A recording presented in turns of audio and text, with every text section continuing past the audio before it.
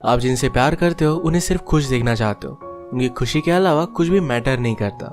Hello friends, आज मैं आपको माय लव ये 2021 की एक चाइनीज रोमांटिक मूवी एक्सप्लेन करने वाला हूँ। एक बहुत ही ब्यूटीफुल सी मूवी है, तो अंत तक इस वीडियो को जरूर देखिएगा। अगर आपको वीडियो अच्छा लगता है तो प्लीज इसे लाइक और कमेंट जरूर कर दीजिए। अब बिना किसी देरी के एक्सप्लेनेशन स्टार्ट करते हैं। मूवी स्टार्ट होती है और हम हमारे मेन कैरेक्टर झाओ को देखते हैं, जो एक स्विमिंग इंस्ट्रक्टर है। आज उसे अपने हाई स्कूल की गर्लफ्रेंड का लेटर मिलता है, उसका नाम था यंग। अब उसे अपने हाई स्कूल के डेज याद आते हैं। जब वो हाई स्कूल में था तो बहुत ही नालायक स्टूडेंट हुआ करता था। हमेशा उसके टीचर उसे बहुत डांटते थे। अपने क्लासमेट्स के साथ भी उसकी बनती नहीं थी, हमेशा वो बहुत झगड़े करता रहता था। एक दिन जब उसका इसी तरीके से झगड़ा चल रहा था, तभी अचानक से उसके सामने यंग आई। उसे देखते ही उसे प्यार हो गया। वो बेचारा मार खाते खाते भी हंस रहा था। उसे पनिशमेंट देने के लिए ऑफिस में बुलाया जाता है, तभी वहां पर यंग आई।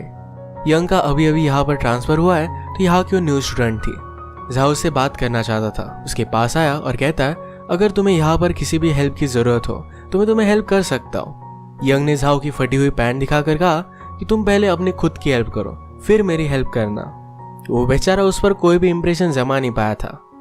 यंग इतनी सुंदर थी कि स्कूल के सब लड़कों को बहुत पसंद आती थी। स्कूल के स्विमिंग टीम का कैप्टन भी यंग को पसंद करने लगता है। जब झाओ यंग के साथ था तभी यंग को उस कैप्टन ने अप्रोच किया। अपनी स्विमिंग की ट्रॉफी दिखाकर उसे डिनर के लिए पूछता है, पर यंग उसे मना कर देती है। यंग ने झाओ से कहा कि यहाँ से बाहर चलते हैं। झाओ तो बहुत ही खुश हो गया था। यंग उसे एक रेस्टोरेंट में लेकर आई। झाओ अपना इंप्रेशन जमाने के लिए उसे कहता है तुम्हारे पहले मेरी 5 गर्लफ्रेंड्स थी। यंग उसे थोड़ा भी सीरियसली लेती नहीं और भाव भी नहीं देती। अगले दिन फिर से कैप्टन ने यंग को छेड़ने की कोशिश की, तो झाओ में और उसमें फाइट हो गई थी। फाइट के बाद रेस्टोरेंट में आकर झाओ यंग से कहता है तुमने अगर सबको बता दिया कि मैं तुम्हारा बॉयफ्रेंड हूँ तो तुम्हें कोई भी परेशान नहीं करेगा।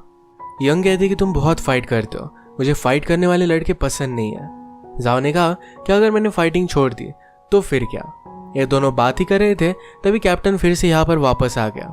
वो उन्हें फिर से तकलीफ देता। इससे पहले ही यंग ने उसे कहा कि झाओ मेरा बॉयफ्रेंड है। इस बात पर कैप्टन बिलीव नहीं करता। अगले दिन जब ये दोनों स्कूल में आए तो झाओ के ऊपर उसने मिल फेंका। अब यंग के लिए झाओ उससे फाइट नहीं कर सकता। उसके पास गया और कहा क्या तुम्हें लगता है कि तुम मुझसे कूल हो। कैप्टन ने कहा कि ऑफ कोर्स मैं कूल हूँ। झाओ से कहता है कि मैं मान लेता हूँ कि तुम कूल हो, मुझे तुमसे कुछ ये फाइट ही नहीं करनी है। अगर हम हर चीज के लिए जानवरों की तरह फाइट करते रहे तो इसमें कुछ भी मजा नहीं आएगा। कैप्टन पूछता है तो अब हम फिर क्या करेंगे। झाओ कहता है हम स्विमिंग की कंपटीशन लगा सकते हैं। कैप्टन ने उसे डील दी, कहा कि अगर मैं जीत जाता हूँ तो यंग को एक पोस्ट कार्ड अपने पीठ पर रखना पड़ेगा। इसमें लिखा होगा कि वो मेरी गर्लफ्रेंड है। झाओ कुछ बोल पाता इससे पहले यंग इसे एक्सेप्ट कर लेती है। यंग ने झाओ से कहा कि अब जाओ और स्विमिंग के लिए प्रैक्टिस करो। यंग के लिए झाओ कुछ भी कर सकता था, तो दिन रात उसने प्रैक्टिस की। इन दिनों में वो यंग का अच्छा फ्रेंड भी बन गया था। एक दिन जब ये दोनों रेस्टोरेंट पर आए तो वो बंद था। वही बैठकर ये बातें करते हैं।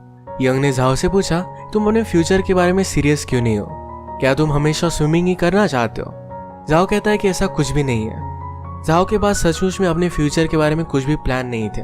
यंग कहती कि मेरा गोल है, मुझे फैशन डिजाइनर बनना है और इसके लिए वो बहुत ही हार्ड मेहनत करती है। बातें करते करते इनकी टीचर ने इन्हें देख लिया। स्कूल बंक कर ये आए हुए थे तो वैसे ही भागने लग गए। अचानक से बारिश शुरू हो गई। झाओ यंग को हाथ पकड़कर अपने घर लेकर आता है। कपड़े सुखाते हुए यंग ने झाओ का रूम देखा। उसमें उसे एक पॉन की सीढ़ी मिलती है। झाओ कहता है कि मेरे फ्रेंड की है, मेरी नहीं है। यंग ने पूछा कि तुम सब लोग ये कब से देखते हो। झाओ ने कहा कि रात में 11 बजे के बाद हम देखने लग जाते हैं। यंग एक्चुअल में उसका एज पूछ रही थी, तो इस बात पर वो बहुत हंसती है। इस पर उसका बहुत मजाक लेती है। बेचारे झाओ को बहुत एम्बैरेसिंग लगा था। अब अगले दिन इनका स्विमिंग का कॉम्पिटिशन था। इसमें झाओ ने बहुत फाइट दी, फिर भी कैप्टन ही जीता था। अब यंग को उसके बैग पर कि वो कैप्टन की गर्लफ्रेंड ऐसा लिखना पड़ेगा। उसने ऑलरेडी लिख कर रखा था, पर झाओ के साथ हंसी खुशी यहाँ से वो चली जाती है।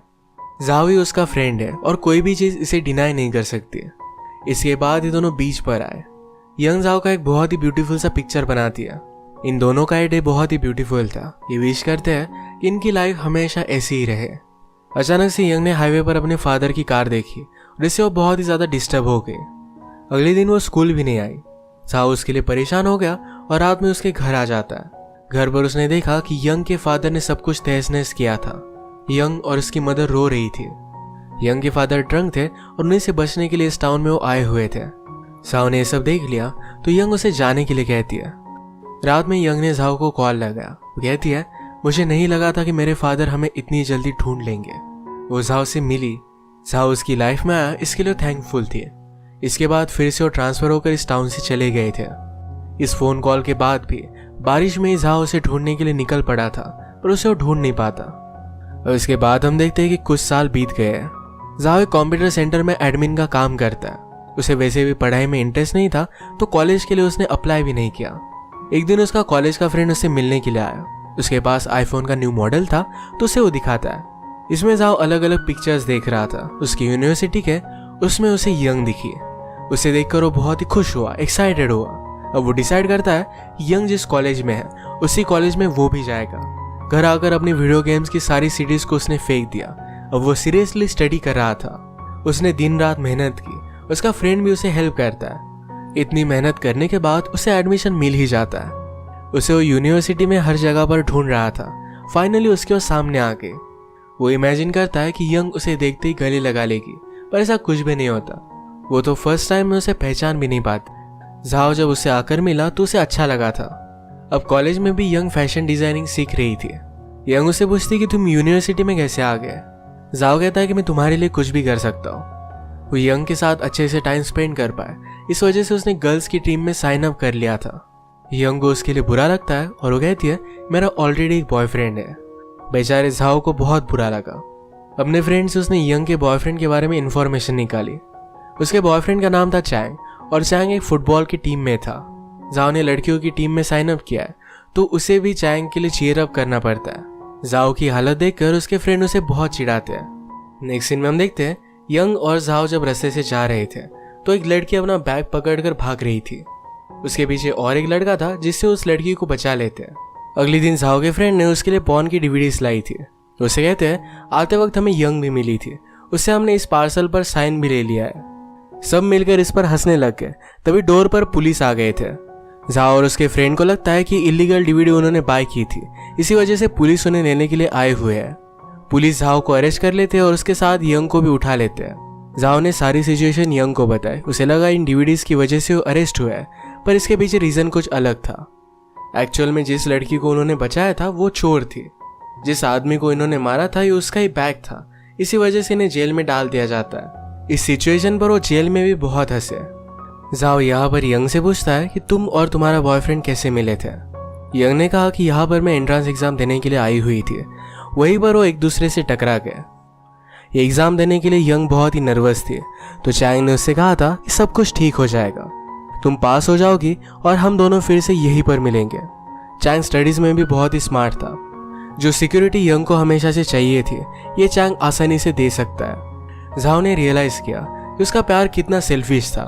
उसने कभी भी यंग को क्या चाहिए इसके बारे में सोचा नहीं था। वो उसे जरा दूर रहने की कोशिश करता है, पर यह बात वो कर नहीं पाता। उसने अब डिसाइड किया था कि स्विमिंग में वो अपना करियर करेगा।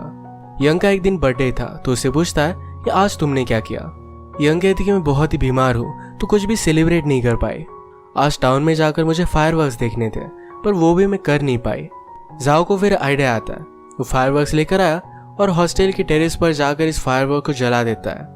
यंग की विश उसने कंप्लीट कर दी थी। ये इतना ब्यूटीफुल लग रहा था कि सारा हॉस्टल बाहर आ चुका था। इसी रोमांटिक सेटिंग में जो लड़के किसी से प्यार करते थे उसे वो कन्फेस कर देते हैं। एक दिन जाओ जब लाइब्रेरी में था तो चैन को किसी और लड़की के साथ देखता है। चैन उस लड़की के साथ मिलकर हॉलीडे प्लान कर रहा था। जाओ समझ गया कि उसके साथ उसका चक्कर है। चैन ने एक्चुअल में यंग को प्रॉमिस किया था कि अगर वो फुटबॉल का गेम जीतता है तो हॉलीडे पर उसके साथ चलेगा। अब इसके बाद हम इसी गेम को देखते हैं और इस गेम को चैन जानबूझकर हार रहा था। जाओ ने ये सब देखा और यंग को सारी चीजें बताने की कोशिश करता है, पर यंग ये बात मानती नहीं। जाओ ने कोच से कहा कि आज गेम मुझे खेलने दीजिए। जब वो खेलने लग जाता है तो स्लोली गोल करने लग गया था। गोल करने के बाद सेलिब्रेट करने के लिए चैन उसके पास आया। जाओ चैन पर बहुत ज्यादा गुस्सा था क्योंकि यंग उसकी बात मान नहीं रही थी। उसने यंग को एक बार प्रॉमिस किया था कि कभी भी वो फाइट नहीं करेगा, पर आज उसे लग रहा था कि चैन को उसे जोर से मारना चाहिए। वो अपना प्रॉमिस तोड़कर चैन को बहुत मारता है। अब गुस्सा होकर वो यंग की लाइफ से चला गया था। हम मूवी में देखते हैं कि और कुछ साल बीत गए हैं। जाओ ने अपनी स्विमिंग कंटिन्यू की है। अगर उसे नेशनल टीम में आना है तो कंपटीशन में बहुत ही अच्छे से परफॉर्म करना पड़ेगा। आजकल उसकी एक अमीर गर्लफ्रेंड भी है। उसके फ्रेंड उसे एडवाइस करते हैं कि इस लड़की से शादी कर लेना, तुम्हारी लाइफ बदल जाएगी। एक दिन ऐसे ही झाओ अपने फ्रेंड्स के साथ हैंग आउट कर रहा था, तभी उसने यंग को देखा। उसका पीछा करता है तो उसे पता चला यंग एक मॉडल बन चुकी है। आज वो एक एडवर्टाइजमेंट की शूटिंग कर रही थी। वो जाकर उससे मिला और यंग को भी उससे मिलकर अच्छा लगा था। झाओ से पूछता है कि तुम मॉडलिंग क्यों कर रही हो। यंग ने कहा कि फैशन सीखने के लिए मुझे अलग कंट्री में जाना था, पर उसके फादर बीमार पड़ गए तो इस वजह से इसी कंट्री में उसे रहना पड़ा। उसने फिर मॉडलिंग ही स्टार्ट कर दी थी। झाओ को भी उसका करियर अच्छा लगता है, पर वो चाहता था यंग जिस चीज में पैशनेट है यही चीज उसे करनी चाहिए, यानी कि फैशन डिजाइनिंग। बातों बातों में झाओ को पता चला यंग एक अलग सिटी में एडवर्टाइजमेंट शूट करने के लिए जाने वाली है। वो अपनी गर्लफ्रेंड से ब्रेकअप कर लेता है और उसके साथ ही आता है। एक दिन यंग की शूटिंग अच्छी नहीं गई थी। झाओ ने उसे घर पर ड्रॉप किया और यंग को उसके ओल्ड ड्राइंग्स दिखाए।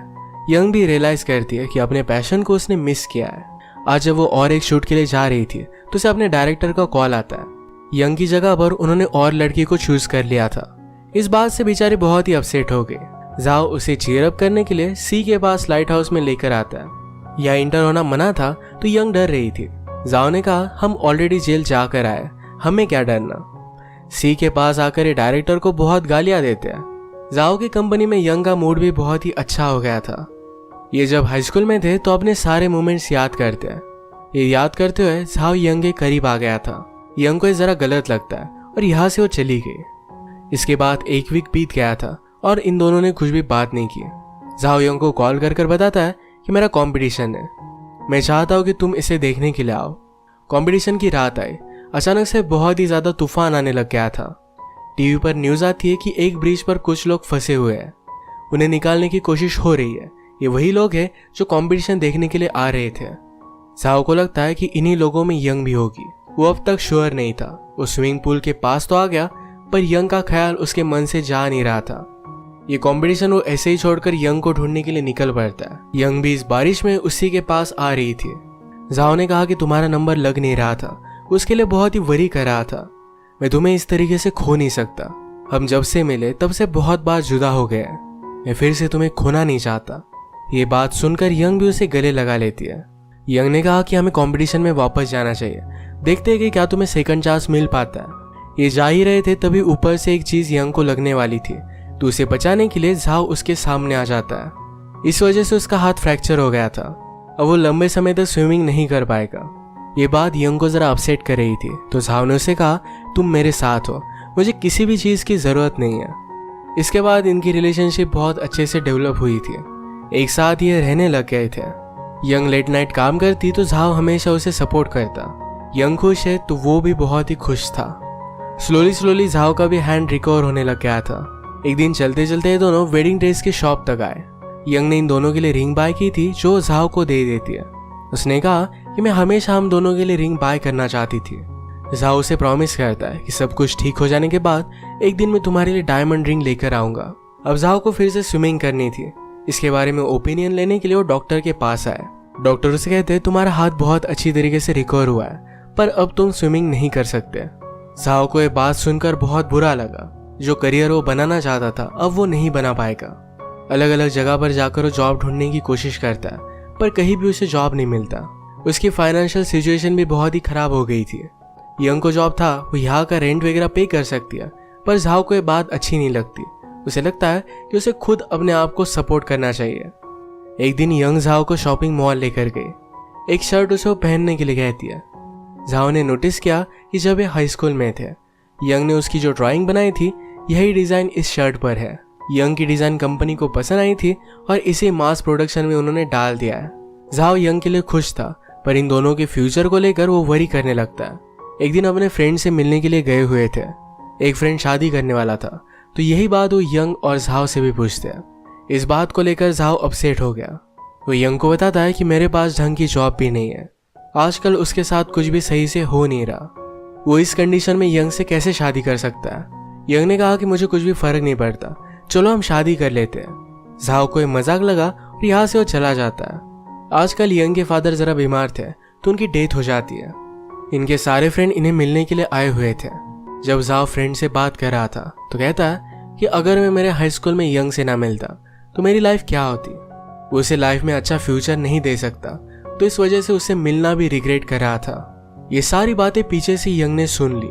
वो उस बार बहुत ही ज्यादा अपसेट हो गई। वो कहती है, मेरे फादर भी हमेशा दूसरों को ही दोष देते थे। हमने उनसे कभी भी कुछ भी एक्सपेक्ट नहीं किया था, फिर भी मेरी मदर को बहुत मारते थे। यंग से मिलना झाओ ने रिग्रेट किया। इस बात से यंग बहुत ही ज्यादा हर्ट थी। झाओ ने अपनी गलती रियलाइज की, उसे माफी मांगी, फिर से ऐसा कुछ भी नहीं होगा इस सब प्रॉमिस किया, पर फिर भी यंग अब मानने वालों में से नहीं थी। यंग झाओ को कहती है, कल इंटरव्यू पर जाना, अच्छे से ट्राई करना, किसी और के लिए नहीं तो खुद के लिए। इसके बाद वो उसकी लाइफ से चली गई। वो झाओ को एक लेटर लिख कर गई थी। उसमें लिखा था, मैं सारी चीज़ों को रिग्रेट करती हूँ। मुझे तुम्हें हाई स्कूल में अच्छी तरीके से ट्रीट करना चाहिए था। हमने जो टाइम वेस्ट किया वो वेस्ट नहीं होना चाहिए था। तुम मुझसे मिलना रिग्रेट करते हो, इस बात को मैं जाने नहीं दे सकती। अगर हम एक साथ रहे तो हमेशा एक दूसरे को हर्ट करते रहेंगे। ये बात वो नहीं चाहती थी। अब इसके बाद झाओ ने अपने खुद के लिए एफर्ट डालना स्टार्ट कर दिया। वो फिर से कॉलेज में वापस जाकर एक स्विमिंग टीचर बन जाता है। अब उसके पास अच्छा जॉब था, सब कुछ ठीक था, पर फिर भी यंग को हमेशा याद करता है। एक दिन उसे यंग से लेटर मिला और इस लेटर में यंग की शादी होने वाली है, तो उसका इनविटेशन था। वो उसे भुलाकर लाइफ में आगे बढ़ना चाहता था, तो अपने फ्रेंड से हेल्प लेता है। सबने मिलकर एक बोट बुक की और इंश्योर किया कि झाओ यहाँ से भाग ना पाए। जब वेडिंग डे आता है तो झाओ बहुत ही ज्यादा डिस्टर्ब हो गया था। वो यंग को अपनी लाइफ से इस तरीके से जाने नहीं दे सकता। नदी से तैरते हुए वो जमीन तक आ गया। डायरेक्टली यंग की शादी पर वो पहुंच जाते हैं। यंग के साथ उसकी फ्रेंड्स थी, पर झाओ के फ्रेंड्स उन्हें बाहर लेकर जाते हैं। झाओ ने जब यंग को देखा तो बहुत ब्यूटीफुल लग रही थी। यंग को खुश देखकर उसे बहुत अच्छा लगता है। वो फिर से यंग की खुशी छीनना नहीं चाहता था। उसे बहुत ही प्यार करता है और हमेशा खुशी देखना चाहता है। वो यंग को थैंक यू कहता है उसकी लाइफ में आने के लिए, उसे सारे ब्यूटीफुल मोमेंट्स देने के लिए। यंग ने भी अब उसे माफ कर दिया था। वो भी उसे थैंक यू कहती है। जो टाइम इन्होंने एक साथ स्पेंड किया ये दोनों के लिए बहुत स्पेशल था। झाओ यंग को अपनी लाइफ के लिए बेस्ट ऑफ लक कर यहाँ से चला जाता है। उसे उसकी खुशी छीनना नहीं चाहता था और इसी मोमेंट पर ये मूवी एंड हो जाती है।